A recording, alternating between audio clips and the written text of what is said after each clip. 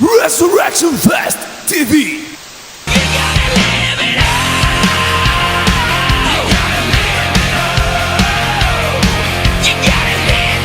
Estoy con dos de los integrantes de una de las bandas creo que más esperadas en el festival. Ellos son Airbourne. Guys, welcome to Galicia, welcome to Spain, welcome to Resurrection Fest. Oh, thank you. It's great to be here. Thanks for having us. Do you like it? Have you checked around Viveiro? Have you checked around a little bit of the city? We haven't had a chance yet, but we will be, yeah. We've sort of just kind of woken up, but we will be after the show. Long trip, right? A little bit. Okay. Well, the press call you like the new AC/DC. Obviously because of the it's there in the sign. Is it maybe because of the music, that the style of music you do, or maybe because it's just because of you're Australians? But is that for you? I know. Is that cool to be compared? It's a cool thing. Yeah? It's a cool thing. It's rock and roll. You know, it's the best rock and roll band in the world. You know, and it's also like there's a thing in Australia. You know, Australia has invented the two-stroke motor, which is for lawnmowers. We invented the black box, which goes in airplanes, and we've got AC/DC, which is Aussie pub rock and roll, and that is also Rose Tattoo, The Angels, and Billy Thorpe. These guys. In Excess is another branching off of Aussie rock and roll, and Midnight Oil, who are on tour at the moment, a great Aussie rock and roll pub band from the era that turned into a massive success worldwide. But that's what it is. It's Aussie pub rock and roll, and when you say that, it's a great thing. It means we're doing the right thing. It's like when you have a Jack and Coke and you go, oh, it tastes exactly the way I want it to taste. It's, good. I'm just asking because I can imagine that for a band, when you started, you want to find your own sound, your own identity. And sometimes we compare with someone, it just doesn't let people see that you have your own stamp, Well, I mean, I think for us, the sound that we play, as it is similar to the Australian rock and roll sound, that's as we were kids, that's how we perceive rock and roll to sound. If we tried to change it of what we do in any way, we probably wouldn't be having as much fun as we do on stage. So, yeah, we're very happy with we're looking forward to today and looking forward to the shows to come because it's always a lot of fun. That's good. We have those. We really do have a strong, loyal fan base. They're so passionate, and they have tattoos. They have the band name Airbourne logo on them, and they're just always so happy to see us, and we're so happy to see them. And when we see them, we want to give them the best rock and roll we can, the most amount of energy, everything we got, and the best way to do it is the only way we know how to play, and that's Aussie rock and roll. So that's what we do. That's true. That's perfect. Anyway, so you're young, because you're very young, and your career went from 0 to 100 in record time, very fast. Yeah, let's be honest. For the rest of the band, it's usually more complicated. But do you realize that how quickly everything happened to you? Oh, I mean, it's 10 years since Running Wild now. So, but before then, we were playing since 2003. So even before that, we were playing around off the radar. 20 years ago is when I picked up the drumsticks. Actually. I was 11 years of age. I'm 31 now. You're so young. Well, I guess we started early. We knew what we wanted to do when we were kids.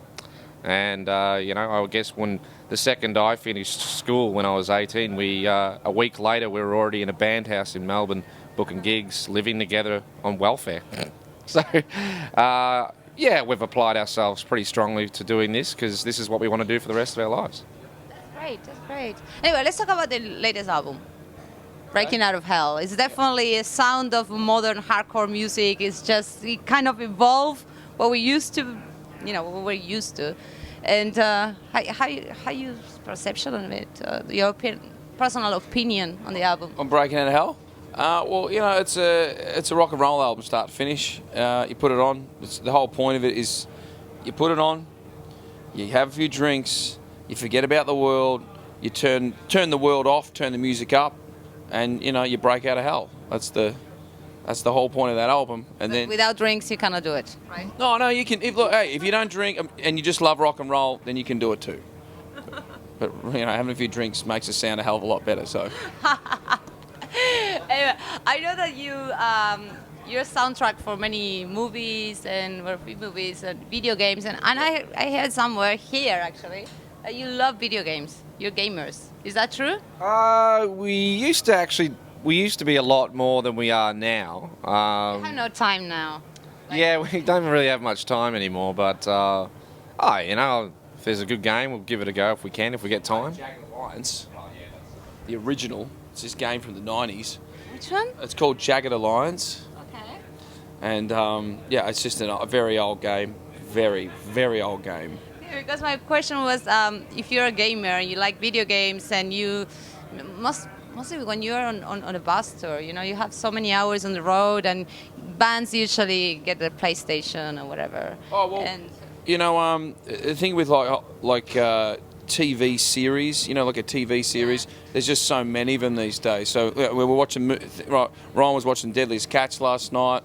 I was watching Suits, but we're both watching The Expanse. Okay. It's just, there's so many cool shows to watch now, and you sit there in your bunk, like, how they call it? like a brainwash. Yeah, it is. It's just like you're watching an entire season of, like, say, The Walking Dead in a trip from Madrid to here. Okay. Yeah.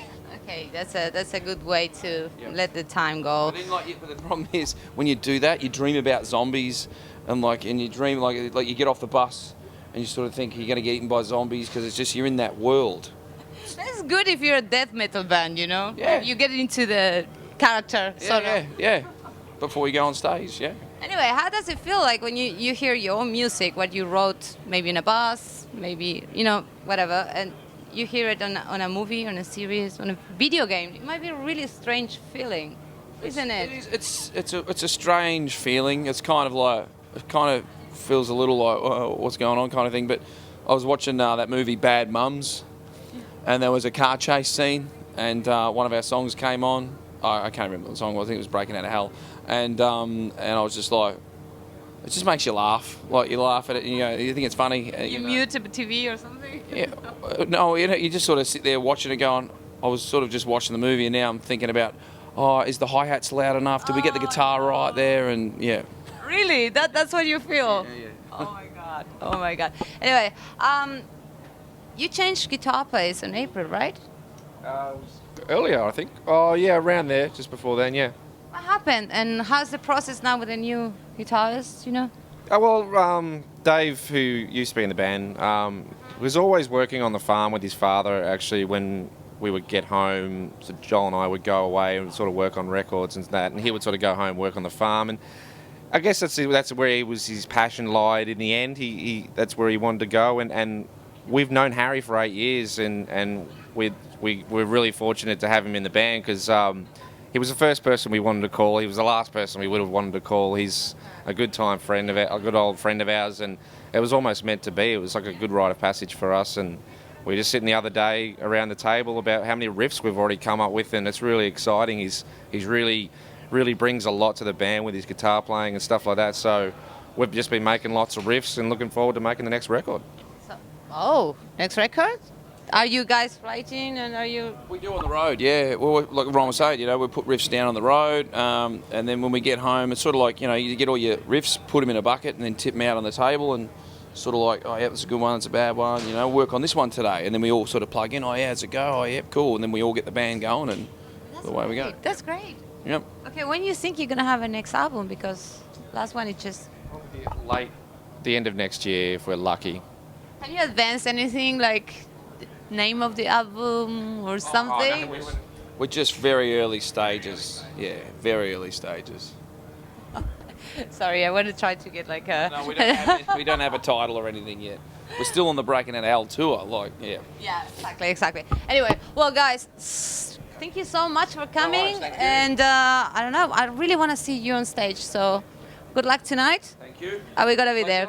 Pleasure. Cheers. Okay, from Australia to Spain to Galicia, Airbourne for Resurrection Fest TV.